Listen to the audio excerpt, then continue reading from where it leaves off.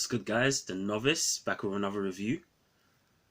I'm reviewing this book, Children of Blood and Bone.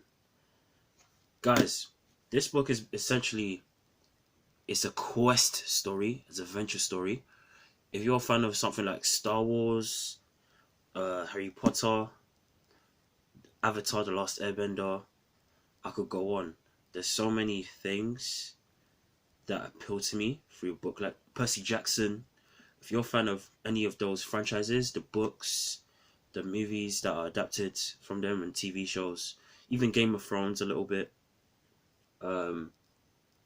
it's essentially about. It probably has the blurb. Let me read it to you, guys. Okay, yeah. Here's the blurb. I'm gonna read it. Yeah. Children of blood and bone. They killed my mother. They took our magic. They tried to bury us. Now we rise. Zele Adebola remembers when the soil of Orisha hummed with magic. Burners ignited flames. Tiders beckoned waves. And Zele's Reaper Mother summoned forth souls. But everything changed the night magic disappeared. Under the orders of a ruthless king, Magi were killed, leaving Zele without a mother and her people without hope. Now Zele has one chance to bring back magic and strike against the monarchy. With the help of a rogue princess, Zele must outwit and outrun the crown prince, who is hell-bent on eradicating magic for good. Danger lurks in Orisha, where snow leopards prowl and vengeful spirits wait in the waters. Yet the greatest danger may be Zele herself, as she struggles to control her powers and her growing feelings for an enemy. That's it. That's essentially how you sum up the book. It's a quest story, which is what appealed to me the most. I'll just go character by character. But first off, the way I'd sum up this book is something that is well deserving of a movie. And that's the reason why I discovered this. Because I was following Rick Famuyiwa. I knew I was going to mess up his name. He's the dude who, for people who don't know, he directed, if you're a fan of Mandalorian, the Bill Burr heist episode, and also episode 2, when Baby Yoda first uses his powers against the Mudhorn. And he's also directed a movie called Dope, 2015 movie. It's like a coming of age, like hood story. I'm a big fan of him through those works. He's adapting this into a movie, I believe, and based on this, obviously. So, guys, reading this made me feel so good.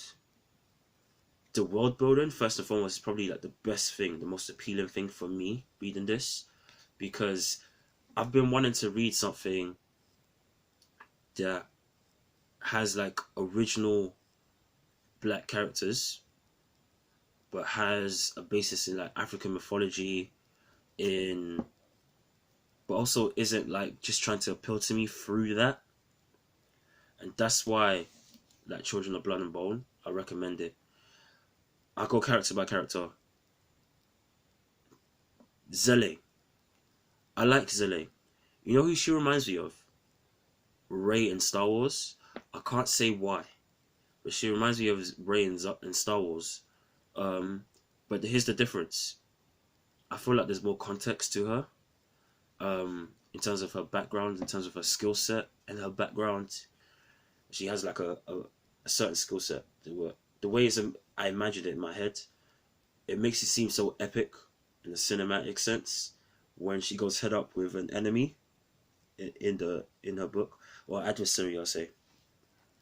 And that was one of my favorite scenes. Like you'll know when you see it, but I can't wait to see that in live action. It's just the way, boy, Zele, yeah, it's probably my favorite character in this book. But there's other people I love a lot as well, because I love their arc. The arc is so strong for me. Who else? Amari. I like Amari. Speaking of arcs, I think she had one of the strongest. The only thing I don't like about her is something happens to her in the epilogue that to me doesn't make a lot of sense. I can't say what it is, but it doesn't make sense to me. if I understand how actually, you know what, I can't even say. I don't even want to spoil it. Never mind. I won't even say. But something happens in the epilogue that doesn't make quite sense to me. If I understand the rules of this world. Also, who else do I like? Zayn is fine. He's cool. He wasn't like good or terrible to me. He was just someone who you could tell was like a real support for Zille, not just as her brother, but also he just seemed like someone who was loyal, and you can tell that he is someone who he puts others before himself, and I love that with these hero stories. I'm really tired of.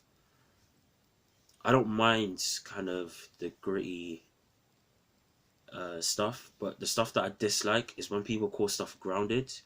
And for example, in Daredevil, where you have supporting characters who treat the main character like he has a disease for wanting to go out and fight crime.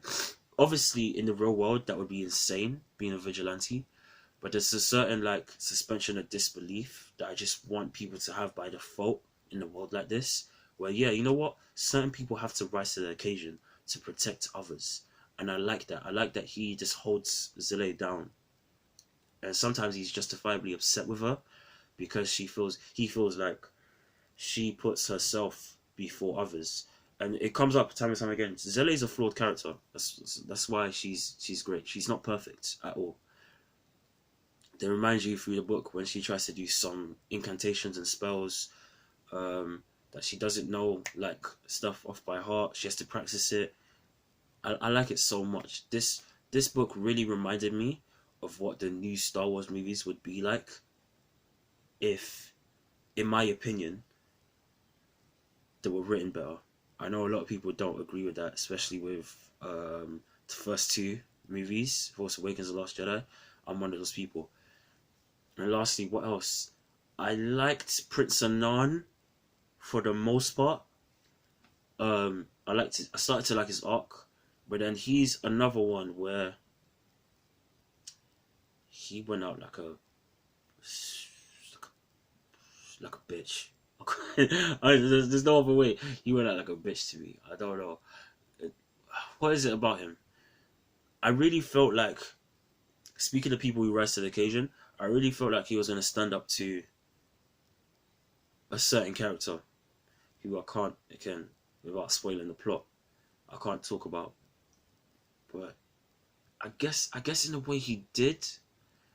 But his mind, he was so misguided, and not misguided in a way where I feel like he's redeemed himself by the end. He just died.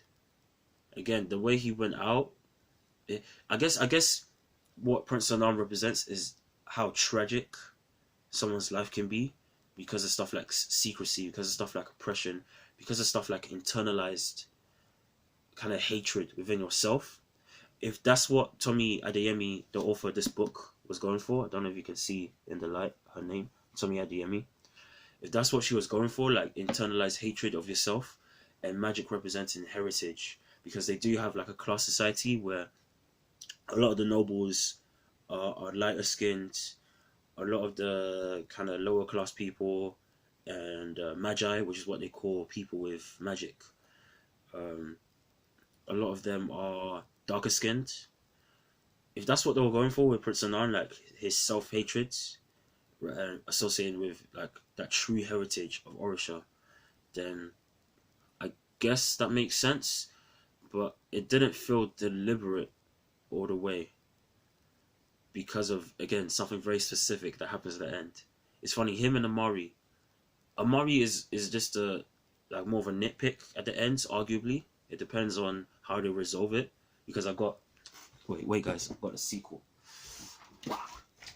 Papaya got the sequel. I'm gonna read this after and find out exactly what happens with certain things, with certain characters. And then lastly, something happens again with Zelle in the end, and there's an issue that resolves itself technically, but I don't understand how. And even she is confused about how it happened exactly. Wait, how did my heritage work when through so and so I could do this? It didn't make sense. There's something missing, and I'm gonna find out what it is. Hopefully, in the sequel. But guys, I really recommend all this talk. Obviously, in recent times, it's not a coincidence. Actually, I wanted to read this book a long time ago, but I guess it's opportune that in times like this, where questions of race and all that stuff is coming up, it's not a coincidence how useful this book can be. So just showing like how epic this kind of mythology can be, and I'm really glad that I found something like this, because I'm not gonna pretend like I just want to read any adult fiction stuff. I like this fantasy adventure stuff. Harry Potter, Percy Jackson, those were my guys growing up, and they're still my guys now. And now Zele, Amari, you're my ladies too. So shout out to this book, shout out to Tomi Adeyemi, shout out to Rick Famuyiwa for hopefully making a really good epic movie out of this. And shout out to everyone who's read this book, and hopefully anyone else who would read it. Apart from that, guys, that's it. Tell me what you think down below if you've read this book. Do you like it? Do you not like it? What's your pros and cons? Would you read it? Would you read this book based on the recommendation that I'm clearly given? Tell me all your thoughts down below. If you like this video, feel free to check out some of my others. And that's it for now. Signing off.